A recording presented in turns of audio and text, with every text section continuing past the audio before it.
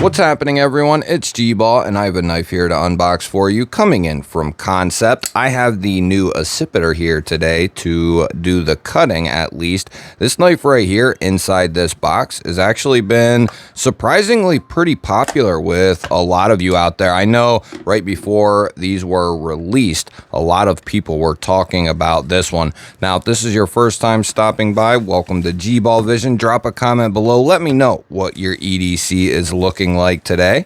The knife we are scoping out is called the Concept Wasp, and it is a crazy looking pocket knife. I'd consider it more of a secondary size. Right out of the box, this thing is crazy looking, and wait till we get the blade out of the handle here.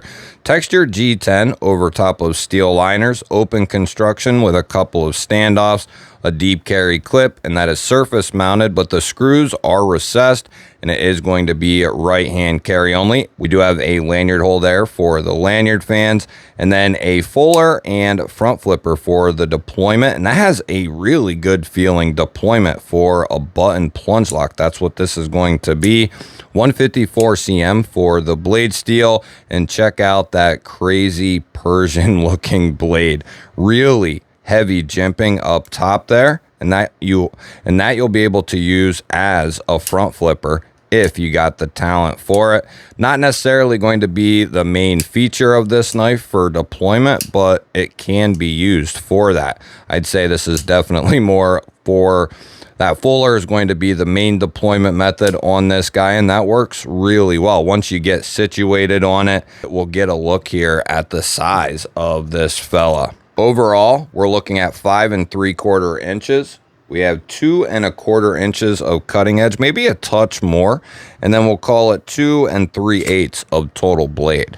For size comparisons, we have the Trivisa Andromeda up top and the Kaiser Microbe on the bottom. And that's the Wasp is a much broader knife than both of those, but they're all going to be relatively close in length. On the top, we have the Reich Smelter, and on the bottom, the Kershaw Bonneville.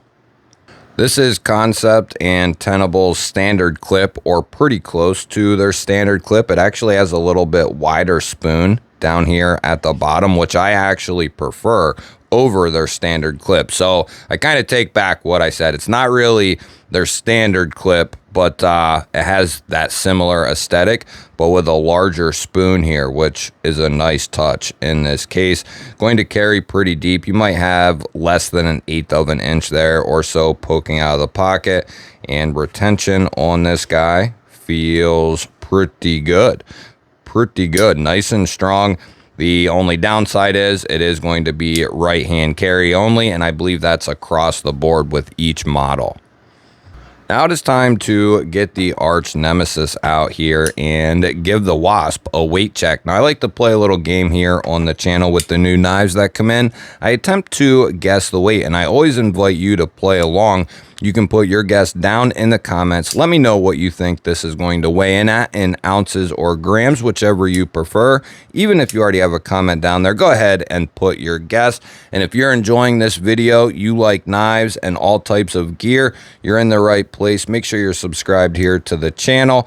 I'm going to give this guessing game a go, and I'm going to say that for its size, it's got a little bit of heft to it. I wouldn't be surprised if it's close to 3 ounces, which is saying something because it's not a big knife. Let's say like 2.9. Not 100% sure. These are hard to judge. Let's go 2.9. Put your guess down in the comments. Let's go. Here we go. Here we go. Lock it in.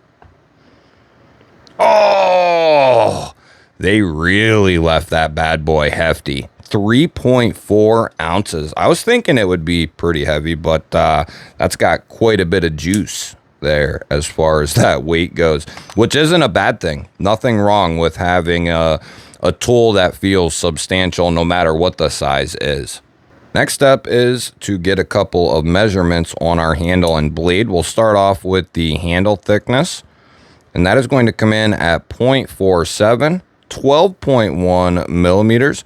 Roll over here to the blade stock, which I think is going to be relatively thin, 2.9 and 115 thousandths. So it's not crazy thin, but they were able to keep it down there nice and tall for the blade. Let's see what the BTE is, or the behind the edge measurement. We'll just pick a random spot here, get the best hold that we can, and it's going to come in there about 21 thousandths, which is very nice. That is starting to get pretty thin, I would say, at 21 thousandths. Let's see how it cuts out of the box.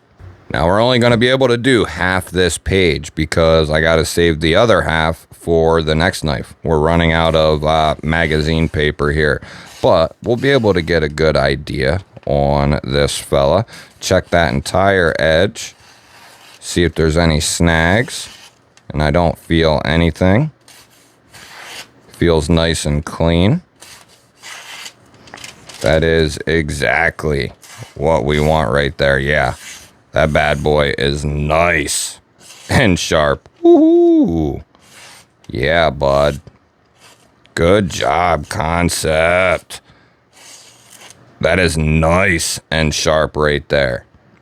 Yes. And look how pokey that nasty bugger is going to be. I wonder if they'll do an XL of this thing. This is like a mini right here. They need a medium and XL up on the double. You'll have to let me know, is this something you want to see in an XL model? I think it would be a beautiful thing here. We'll get our off-grid driver out, see what the hardware situation is. T8 on the pivot, and then T8 on the body. That is a nice touch right there. And then for the pocket clip, we are still looking at T6. So you will need a T8 and T6 to fully disassemble this thing, but you don't need to take the pocket clip off to take it completely apart. So you really only need a T8 to get to the internals of this knife. The next thing we're going to do here is see what the lockup is like with this button plunge lock. Now, like I have said to some of you in the past, depending on how long you have been watching, the companies I trust to do a button plunge lock it's a very small list, but Concept and Tenable are one of the companies on that list who routinely do a very, very good button plunge lock. And that is in regards to not only the lockup being solid, but also the deployment and that type of feel. They do just a superb job. Perfectly centered up there. Springs feel good. It's a little awkward to deploy. If any of you out there have this knife, you'll have to let me know what you think. But once you get it figured out, you can see I can do it no problem. But it'll take just a slight adjustment to get used to it. Let's go ahead and we'll give this thing a couple of tugs, and then we'll introduce it to the spine whacker, see what he has to say.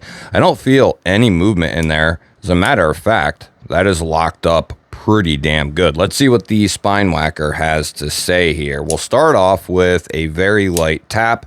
We're just doing this to hold the company's feet to the fire and make sure our locking folding knives are going to stay locked up if they meet a little bit of adversity, right? We'll start off with a light tap. It's not too much to ask for with a locking folding knife. Give it just a light tap, get us going. Give it a little harder tap to keep us moving. Close it and check it. Check it up there closer to the top of the handle. Ooh, that was a good shot. Ooh, not bad at all. Very nice. That is exactly what we want. 2 double taps. And close it and check it. Another double tap. Feels good. No movement. That's what I mean right there. They just do a phenomenal job with their button plunge locks. And I said many years ago that, because it didn't make sense to me why some companies were so solid, like Hogue, some of Sovivi's, and this is a while back I'm talking. There was insanely strong ones where I could really just bash it and it would be fine, and others you give the lightest tap to them and they would fail. And it came down to coatings on the tang of the blade or the lock, or the tolerances in there were just too loose, and they didn't have the proper sizing of like plunge locks and so on. Proper stop pin placement, all kinds of things go into it, and when they're done properly, they are pretty damn strong. Strong enough for a typical EDC knife, a cutter, a daily cutter, that type of thing. Going to do just fine when it's done properly. You'll have to let me know what you think of this little feller. If I was going to carry a small fifth pocket knife, or when I do, something like this is definitely on the menu. Now, if you're looking to carry a tertiary knife or a fifth pocket knife like this, and your goal is to keep it lightweight, this might not be the best option for that. But if you don't mind a little bit of heft for that fifth pocket knife, this would be a pretty cool one right here. Definitely going to be pokey and slicey. I look forward to hearing your thoughts down in the comments. Do me a solid and hit that thumbs up button. And if you want to make sure you're going to see more dope daily knife and EDC content just like this, subscribe here to the channel and ring the bell. I'll pop up a couple of new videos you haven't seen yet. Go check one of them out. Have yourself an awesome day. Thanks for watching. I'll catch you on the next one.